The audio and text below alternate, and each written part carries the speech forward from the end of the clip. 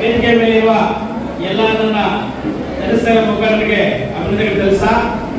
ಮೊದಲನೇದಾಗಿ ಹೊಸಕೋಟೆ ತಾಲೂಕಲ್ಲಿ ದಲಿತರನ್ನೇ ಕಟ್ಟಬೇಕಂತ ಹೇಳ್ಬಿಟ್ಟು ಸುಮಾರು 1 ವರ್ಷದಿಂದ ನಾನು ನಮ್ಮ ಪೊಲೀಸ್ ನಾಗರಾಜರಾಗಿ ಬೇಡ್ಕೊಂಡಾಗ ಮಾತಾಡಿದಾಗ ಅವ್ರು ಹೇಳಿದ್ರು, ಒಣ ಟೈಮ್ ವೇಟ್ ಮಾಡಿ, ಒಳ್ಳೆಯವರು ಕೊಡ್ತೇನೆ, ಒಳ್ಳೆಯವರು ದಲಿತರನ್ನೇ ಕಟ್ಟಬೇಕು ಅಂತ ಹೇಳ್ಬಿಟ್ಟು ನನಗೆ ಜಗದೀಶ್ ಮತ್ತೆ ಚಂದ್ರಣ್ಣ ಮತ್ತೆ ರವೀಣ್ಣ ಇವ್ರ ಹೆಸರನ್ನ ಹೇಳ್ಬಿಟ್ಟು ನನಗೆ ಒಂದ್ಸತಿ ಒಂದು ಪೂರ್ವ ಸಭೆ ಕರೀತಾರೆ.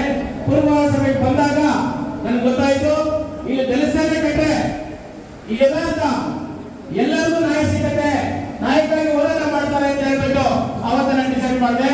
ಆದ್ರೆ ಇವತ್ತು ಒಂದು ಒಳ್ಳೆ ಅವಕಾಶ, ಇವತ್ತು ಹೊಸಕೋಟೆ ತಾಲೂಕು ಮತ್ತೆ ಬೆಂಗಳೂರು ಗ್ರಾಮಾಂತರದಲ್ಲಿ ದಲಿತರನ್ನೇ ಇವತ್ತು ಒಂದು ಹೊಸ ಪದಾಧಿಕಾರಿಗಳನ್ನು ಆಯ್ಕೆ ಮಾಡಿ ಇವತ್ತು ಹೊಸಕೋಟೆ ತಾಲೂಕಲ್ಲಿ ನೂತನ ಪದಾಧಿಕಾರಿಯನ್ನು ಈ ಕಾರ್ಯಕ್ರಮ ಇಟ್ಕೊಂಡಿದ್ದಕ್ಕೋಸ್ಕರ ಒಂದು ಮಾತಾಡಿ ಇಷ್ಟಪಟ್ಟಿದೆ. ಚಂದ್ರನ, ಇವತ್ತು ನಿಮ್ಮನ್ನು ನಂಬಿಕೊಂಡು ನಮ್ಮ ದಲಿತರಲ್ಲಿ ಕಾರ್ಯಕರ್ತರು ಬರ್ತಾರೆ ಅಂತ ಹೇಳ್ಬಿಟ್ಟು ಒಂದು ಮಾತಿಗೆ ಇಷ್ಟು ಜನ ಕೂತಿದ್ದಾರೆ.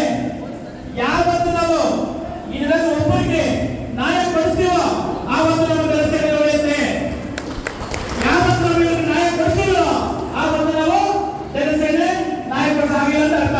ಆ ಒಂದಿದ್ರಿಂದ ನೇರ ನುಡಿ ಇರಬೇಕು, ಯಾವನ್ನೂ ತಲೆ ಪಡಾಗಿಲ್ಲ. ನಮ್ಮ ಕಾರ್ಯಕರ್ತರು ಯಾರು ಬಂದಿದ್ದಾರೆ, ಇವ್ರಿಗೆ ಏನು ಹೆಚ್ಚು ಕಡಿಮೆ ಆದ್ರೂ ಏ ತರ ಪ್ರಾಬ್ಲಮ್ ಆದ್ರೂ ನಮ್ಮ ಚಂದ್ರಣ್ಣ ಜಗದೀಶ್ ಎಲ್ಲರೂ ಇವ್ರು ನ್ಯಾಯ ಕೊಡ್ತ ದಿವಸ ಆವತ್ತು ಈ ಹೊಸಕೋಟೆಯಲ್ಲಿ ನಮ್ಮ ದಲಿತರಿಗೆ ಇನ್ನಷ್ಟು ಕೊಡಬೇಕಾಗತ್ತೆ. ಆ ಒಂದು ಇದರಿಗೆ ನಮ್ಮ ರಾಜ್ಯ ಸಮಿತಿ ಎಲ್ಲ ನಿಮ್ ಜೊತೆಗಿರ್ತೀವಿ ಅಂತ ಹೇಳ್ಬಿಟ್ಟು ನಾನು ಈ ಮುಖಾಂತರ ಹೇಳ್ತೀನಿ, ಹೇಳಕ್ಕೆ ಇಷ್ಟಪಡ್ತೀನಿ. ಯಾಕೆ ಮಾತು ಹೇಳ್ತೀನಿ ಅಂದ್ರೆ, ನಾನು ಜಾಸ್ತಿ ಮಾತಾಡೋದಿಲ್ಲ, ಆದ್ರೆ ಒಬ್ಬರಿಗೆ ಒಂದು ನ್ಯಾಯ ಕೊಡಿದ್ರೆ ಅನ್ಯಾಯ ಆಗಿರೋ ಜಾಗದಲ್ಲಿ ದಲಿತರು ನಿಂತ್ಕೊಂಡ್ರೆ ಆ ಒಂದು ನಿಜವಾಗ್ಲೂ ದಲಿತರ ಕಾರ್ಯಕರ್ತರು ಈ ಹೊಸಕೋಟೆ ತಾಲೂಕಲ್ಲಿ ನಮ್ಮ ದಲಿತರಿಗೆ ನ್ಯಾಯ ಕೊಟ್ಟಕ್ಕಾಯ್ತು.